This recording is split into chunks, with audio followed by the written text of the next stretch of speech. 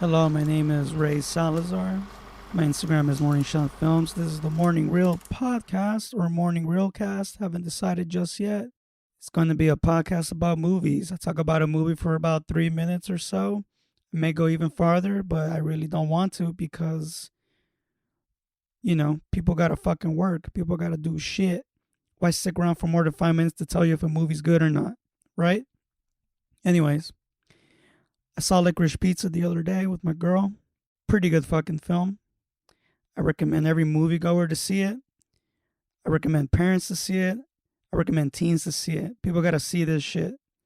It's not just about what is on the commercials and on Instagram ads and all that stuff. It's much more than that.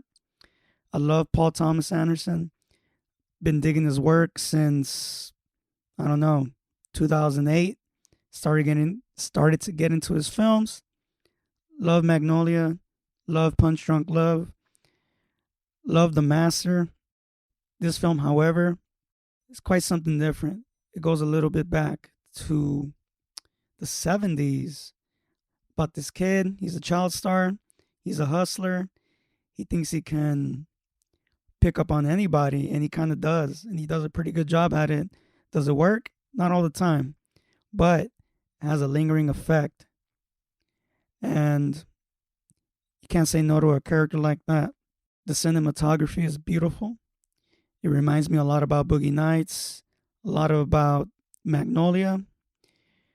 He shares his cinematograph role with another guy. I think it's great. It's a bit one of a kind because you don't see a lot of films where there are two cinematographers. Days of Heaven, that's one notable film. The Phantom Thread, I can go on. This film reminds me a lot about Godard. It has a lot of Godard in it because a lot of these scenes are like short films within themselves. I mean, it's still connected to the main plot, which is a very loose plot to begin with because it's really a lot about growing up. Whether you're a teen or a 25-year-old, in any kind of time, there is a sense of loss as far as who you are or who you want to be. There's all kinds of shit thrown at you, sort of make you choose. But these characters kind of tell us that if they don't know what they want, they're not going to settle. They're going to figure some kind of way out. And these characters do that. There is a platonic, romantic relationship or friendship, rather, between these two main characters. There's a lot of controversy about that. It's all over the internet. It's all over TV. Paul Thomas Anderson kind of confirmed it in a couple of Q&As about the friendship that these two main characters have. Personally speaking, and I'll say it off top, I do not condone pedophilia or any pedophilic relationships for that matter. What I see in this film is sort of what to be expected during that time, the 70s, where, you have older movie cats hanging around with like teens or 20-year-olds. And I mean, even to this day, it's a little no holds barred, but in the 70s though, like people got away with a lot. But what makes this film very different is the fact that they're very careful as to how they display this friendship. And I'm not saying it's completely innocent, but these characters do acknowledge the fact that they have a 10-year age gap. And yes, there are moments where you see this tension between the characters and they know it. But you can also see that they are much more than their tension.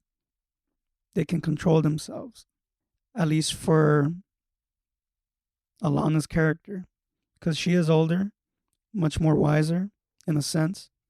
I dug the ending. I think the ending is the type of ending that you would kind of expect out of your modern coming of age film.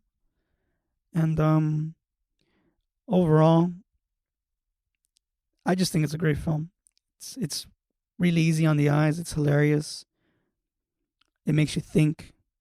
makes you wonder about your own life, about the people that you hang around with, people that you connect with.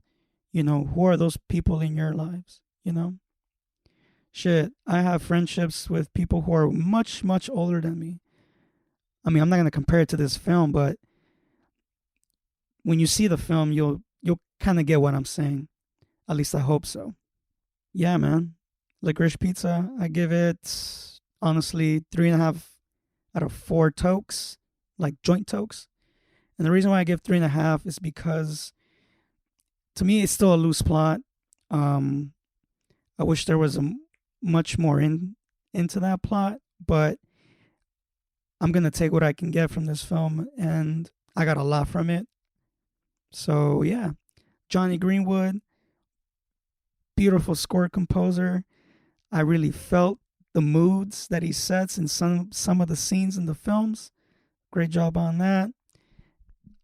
This film is getting a lot of nominations. Honestly, I would nominate it for best screenplay, best director, best film, really, because when you look at it, it looks like 70s San Fernando Valley. Not that I grew up in it, but you can see it. You can see that the film revolves around the times and not the opposite. And if you can do that as a filmmaker, then you already got the fucking bag. You know what I'm saying? Stay tuned for my next review. Thank you, and follow me at Morning Shot Films, Instagram, YouTube. Got any questions, concerns, whatever, you know where to get me.